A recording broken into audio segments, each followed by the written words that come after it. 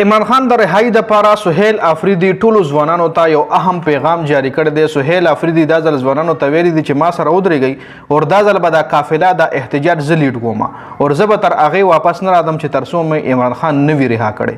سهیل افریدي څه خبرې کړي په هغې هم ډیټیل سره خبره کوو. خو بل افتخار شیخ چې کوم دی هغه د عمران خان په حق کې یو ډېر غټ بیان جاری کړی دی. افتخار شیخ پاکستان آرمی ته هم پیغام ورکړی دی اور عمران خان حوالې سره چې کومې خبرې کړي نو په هغې هم په دې ویډیو کې ډیټیل سره خبره کوو. ټول نه پهله افتخار شیخ په دې بیان باندې خبره کوو، هغې نه پس بیا راځو سهیل افریدي ته چې سهیل افریدي ځوانانو ته څه پیغام ورکړی دی. نو افتخار شیخ ویلی دی چې پاکستان آرمی کی بقا عمران خان کے ساتھ ہے. عاصم منیر کیسے سرنڈر کرے؟ عاصم منیر به څنګه سرنډر کوي؟ عمران خان څومره قتلونه کړي؟ یو قسم له کوېسچن مارک ته ده چې عاصم منیر به څنګه سرنډر کوي او آیا عمران خان څه قاتل دی؟ عمران خان خو چرته په کرکټ کې بې ایمانی نه ده کړې نو هغه به څنګه بیا په سیاست کې بې ایمانی کوي؟ دیکھو عمران خان نے تو کبھی کرکٹ میں بھی بے ایمانی نہیں کی، اگر کسی نے کہا بے ایمانی کی تو اس کو بھی چانس دیا کہ آ جاؤ دوباره کریز پر.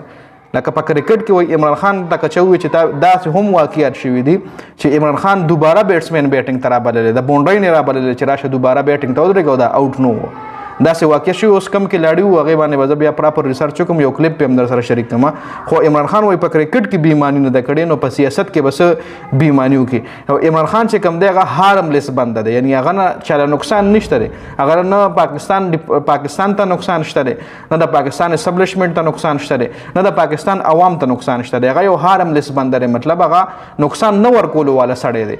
دا چا دا بیان جاری کړی؟ دا افتخار شیخ بیان جاری کړی د عمران خان په حق کې یو غټ بیان دی. جدا اوس پر راشو سهیل افریدي په بیان باندې به خبرو کو چې سهیل افریدي نوجوانانو ته څه پیغام ورکړی دی.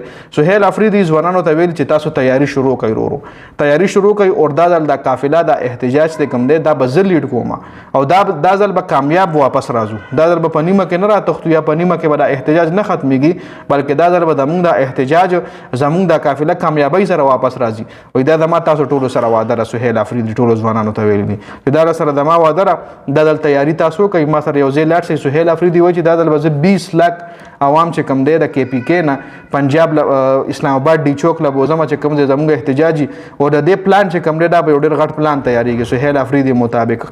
او دا احتجاج به موږ په یو ځای کې نه کوو، دا مختلف علاقو نه دا احتجاج چې کوم دی په مختلف لارو باندې اسلام آباد ته راځي او هلته به بیا یو ځای موږ ټاکو، هلته به موږ را یو ځای کېږو او هلته به موږ هر قسم که موږ باندې تشدد کېږي، که په موږ باندې انسوګیس راځي، که په موږ لاټي چارج کېږي خو موږ به دا میدان نه پرېږدو. دا خبره چا کړې؟ دا چې خبره سهیل افریدي کړې چونکې دې نه مخکې هم د پي ټي آی لیډرشپ تللی احتجاجونو ته خو هغه احتجاج ناکامه شوی دی.